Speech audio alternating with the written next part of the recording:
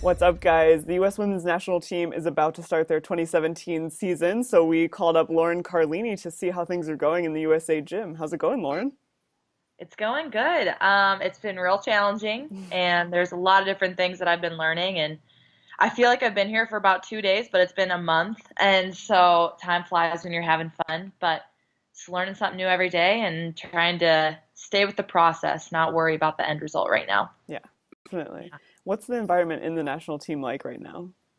Well, it's a little different than what it used to be because we have a lot of young girls in the gym right now. So just out of college or maybe 1 or 2 years professional experience. So the vibe is a little different. Everyone is kind of in the same boat. And sometimes you forget about that when you're in the process. You're like, oh my gosh, I'm doing so bad. Like everyone else is doing so great. But everyone has that same feeling of like, oh my gosh, like I feel like I'm doing terrible right now. But we're all in the same boat and we kind of have to remember that. But little different vibe in the gym, very inexperienced team as a whole. And so just trying to understand the system, understand the coaching and terms and how USA Volleyball does things. Everyone is kind of working out all the kinks at once, but it's been really fun learning together and just challenging each other and kind of picking each other up when need be. So it's been an experience and it's been super fun so far. Yeah, definitely. And this is not your first time in the USA gym. So, but No. how's it different this time than the times you've been there before? Yeah, so I've been there 2 or 3 times in college, and when I was really young, my freshman year, I went out there, and it was just like jumping into deep waters with no life vest on. Just because everyone there was really experienced, and the team was pretty much already set. It was a very experienced team, and so I kind of jumped in and just did the best I could for 2 or 3 weeks that I was there, and it was just a different feeling because I knew that I wasn't going to be there for long. I was just kind of hanging out and trying to learn as I went. Whereas, last year I was with the Pan Am team training and being able to get in there and, be on an actual team and work with teammates and grow with them, that was super cool. And then this year it's just very different because you're there a little bit more permanently than the other 2 times I was there. Having that mentality of, okay, like it's not like your spot is going to be cut on Friday night if you don't do well. Like it's not that anymore. It's okay, what can I do to make other people around me better? And how can I raise my level of play so that other people are affected by it? So just different mentalities through every time, and I've had to adjust. So it's been real, but it's been cool learning from other girls as well and seeing how they are getting through this process. Yeah, definitely. And some of the girls that you're now training with on the same team are your former rivals from the Big Ten. You've Yeah. got the Tap sisters, the Rolfsons. What's that like cultivating a new relationship with them? It's actually so fun because I've never really had any animosity towards other people that I've played. I've never had issues with people. I've just respected them as players and as people, and getting to know them as volleyball players even more on the same side of the net now. And as people, they're great. I love being their teammates and I love getting to grow with them every day. And like I said, we're still all kind of in this together. So it's been super fun to hear stories from Minnesota and telling them about Wisconsin and vice versa. And it's really cool to know that we've all got each other's backs now and we're on the same team. Yeah. Definitely. And you made an interesting choice this spring. A lot of players went pro immediately in December after the season was over. Yeah. You stayed at Wisconsin, got some more training time. Why did you Yeah. make that choice? I made that choice for a few reasons. One, because it's very early in the quad. This is the first summer. And I figured I wouldn't be very far behind the other girls if they were to just get, one pro season in or half a pro season, whatever it was. I thought it was a good time to finish college because I knew that I would not want to go back. Just talking to the older girls on the team, they always talked about how like you need just get it done. Like just get it done, get your degree, and then you don't have to worry about it again because some of them didn't graduate and they wish they would have. And so I just wanted to have my priorities straight, finish college, enjoy my last semester as a student at Wisconsin, almost strictly as a student. So that was fun. And then just keep getting reps in, doing a little bit of my own stuff, but still staying with the team and kind of transferring the power over to the younger groups. So I think I made a good decision, and now this is my life. I'm a professional athlete, and I'm embracing it. So. Definitely. And what were some of the things that you were focusing on while you were in the gym at Wisconsin this spring? Yeah, so I kind of altered my training a little bit. I was working a ton on blocking and defense, not as much setting because they wanted Sydney Hilly, who is going to be the current setter, to get some reps with the young kids and the current team and just kind of start establishing that connection. So I was working a ton on my blocking and defensive aspects of the game. I switched my serve over. I used to go off of 1 foot on my left, and the national team would prefer just go straight ahead off two. And so I adapted and I changed that serve over the course of the spring.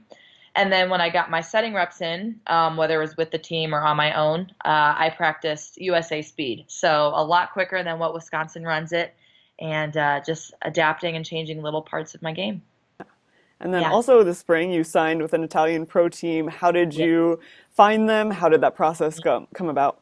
Yeah. So it kind of started right after the Final Four, during the Final Four. I had a few agents fly out. Just wanted to get to talk to them and see how they went about things and what their process was. Because I didn't really know much about the international game. There's not a lot of information out there for people to, look at or watch games. And so you kind of learn as you go and you learn from other people around you on the team. So started then, I talked with a few people and I started narrowing it down during spring semester. And finally in March, I had it narrowed down to two agents. Ended up going with Stefano Bartocci, who is Carly Lloyd's agent on the national team. So one of the Olympic setters. And he just started looking for teams for me. I really like how he goes about things because he looks at what's going to be a good fit for me going into my rookie and 2 year seasons, and what's it's going to be like going overseas adapting. It's not going to be an easy change, and so he tried to find teams that were going to be, I guess, the easiest to adapt to, and so had a few offers, and I decided to sign with Scandici in just outside of Florence, Italy. So I am super excited. One, because I could start in Italy. What better place to live and start your career? And two, I'm happy because so many girls and are signing with teams in Italy. So you're either going to be playing against them every weekend or being able to see them, hang out with them after games. And I think that's going to bring us even closer together, even when we're overseas and we're not in the USA gym. So just great standard of living, high level of play, very similar to the Big Ten, where every night you really have to battle because every team is great and can win. So seemed like a great fit, and I'm super excited about it. Definitely. And when will you make the move to Italy? That will be in September, middle of Okay. September. I will leave for my Italian team after we finish Champions Cup in Japan. Whether you make that roster or not, it's about you got to train all the way through, anyways, just in case, because injuries happen. Yeah. So I'll be joining them in September. Nice. Yeah. And you've spent the last 4 years with Kelly Sheffield as your coach, and now you've got Karch. What has that transition been like? Yeah, I think they're similar in some ways and different in others. I think Karch really processes. He likes observing kind of from afar, and then once he figures out, okay, what is going wrong here? What can we fix? What can we get better at? That's when he'll interject. Kelly's a little bit more active in, okay, this is something, let's stop the play. This is what I want to change. So I'm seeing that a little bit. Karch, gives us the opportunity to say, hey, this is what I'm seeing right here. Let's make it better. Whereas Mhm. Kelly likes to kind of stop in the moment and figure it out and see what we can do better.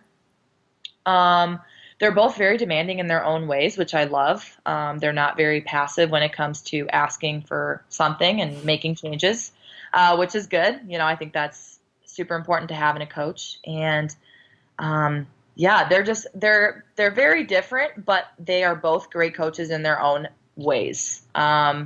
I think once I get to know Karch a little bit more and get to experience him in a game situation, I could probably give you a little bit better information. Yeah.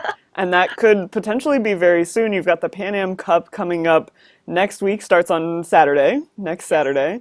Yep. And the roster hasn't been released yet. It must be an interesting environment to be competing, to be training, and not really knowing who's going to go to that competition. What's that like? Yeah, it's super. It's a different like life and world you have to get used to because you are on the same team, but you are battling for positions every day in the gym. We play 6 on 6, some type of competing competition game every day for at least hour and a half, 2 hours. And so every day you're trying to get better and amass those wins and find ways to make your teams better. But at the same time, you're like, okay, I want to make other people better, but I also want to be the best because I want to be on this roster. So it's a very weird aspect that everyone is still trying to adjust to. And the Pan Am Cup roster gets announced to us tomorrow. I don't know when they're going to release it out to the public, but yeah, it gets released tomorrow, and so it'll be interesting to see on Monday how everyone responds to that, to the girls who are going versus the ones who aren't going this trip. So it'll be interesting to see that. I think we have some pretty good teammates on this team, so I don't think there's going to be any animosity, but of course, a little bit of desperation kind of comes into those people who maybe didn't make the roster for some reason. So it'll be interesting. It'll be interesting. Yeah. And have you ever been to Peru before? I have not. I've never been to Peru, never been to South America actually, so I'm interested to see what it's like. Yeah, it should be Yeah. very interesting. And I know for a lot of fans, it can be hard to keep all the different tournaments straight, especially when it's a non-Olympic year. People really identify with the Olympics, and the rest of the time, it's like it's World Cup, World Championships. What are we watching? So, what would you say to people about what's at stake in the Pan Am Cup? The Pan Am Cup. Okay, so there's three big tournaments this summer, and Pan Am Cup is one of them. Um, Same tournament I went to last year, just in a different place, and it's important just because I think for USA we're really trying to figure out, okay, who is going to be in this gym consistently, who is going to be able to win for the USA and try and get a feel for the young kids of where they're going to sit. So I think that's important in that aspect. Later in the summer, we have the Grand Prix, which is rough, rough, rough traveling. You're 3 weeks in a row, you're gone. It's going to be China, China, Brazil for the first 3 weeks. And every week you're going to a different spot and you're playing the best teams in the world. I think it's like 5 out of 6 days you're playing a match. And so it's just a brutal tournament, and I think it's going to be a fairly young team with that as well. Again, just how can we handle these situations? How can we handle that pressure, this traveling? Will we be able to hold up and just get us a little bit of experience?